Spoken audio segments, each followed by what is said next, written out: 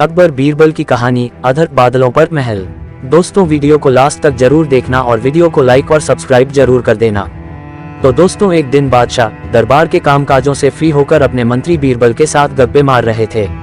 उसी दिन बादशाह को एक अधर महल बनवाने का सोचा, एक ऐसा महल जो जमीन पर नहीं बल्कि बादलों पर हो, जो कि मुमकिन न हो बनवाने की इच्छा जागृत हुई। बादशाह इस अभिप्राय से प्रेरित होकर बोला, बीरबल, क्या तुम मेरे लिए एक अधर महल बनवा सकते हो? तो बनवा देना, तुम्हारा काम है महल को बनवाना और मेरा काम है रुपए खर्च करना। बीरबल ने सोच विचार कर उत्तर दिया, जनाब, थोड़ा ठहर कर महल बनवाने का कार्य आरंभ करूंगा।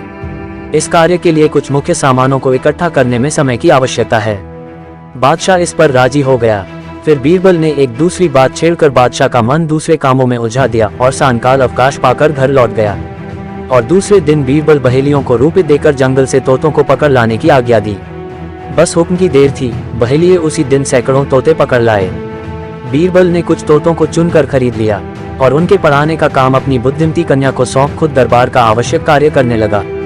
लड़की ने बुद्धिमानी से पिता के आदेशानुसार तोतों को पढ़ाकर पक्का कर दिया। जब बीरबल ने उनकी परीक्षा ली तो वे उसके मर्जी के मुताबिक निकले। फिर क्या था, बीरबल तोतों को लेकर दरबार में हाजिर हुआ और उन तोतों को दीवान खाने में बंद कर खुद बादशाह के पास चला गया। तोते पिंजरों से बाहर निकालकर दीवान खाने में छोड़ दिए गए। सब तरफ से किवाड़ बंद था। तोते भीतर ही भीतर अपनी शिक्षा के अनुसार अलग अलग राग अलाप रहे थे। और बादशाह को सलाम कर बीरबल बोला, नाथ, आपकी मर्जी के मुवाफिक अधर महल में काम शुरू कर दिया है। इस समय उसमें बहुत सारे पेशराज और मिस्त्री काम कर रहे हैं, आप चलकर मुआयना कर ले। बादशाह महल देखने की इच्छा से बीरबल के साथ चल पड़े। जब बीरबल दीवान खाने के पास पहुंचा तो उसका किवाड़ खोलवा दिया गया और तोते बाहर निकलकर आकाश में उड़ते हुए बोलने लगे, ईटा लाओ, चूना लाओ, किवाड़ लाओ, चौखट तैयार करो, दीवार चुनो।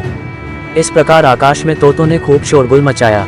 तब बादशाह ने बीरबल से पूछा, क्यों बीरबल, ये तोते क्या कह रहे हैं?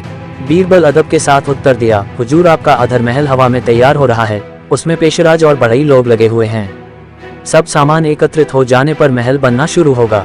और दोस्तों, बीरबल की इस बुद्धिमत्ता पर बादशाह बहुत खुश हुआ और उसको बहुत सारा धन देकर विदा किया।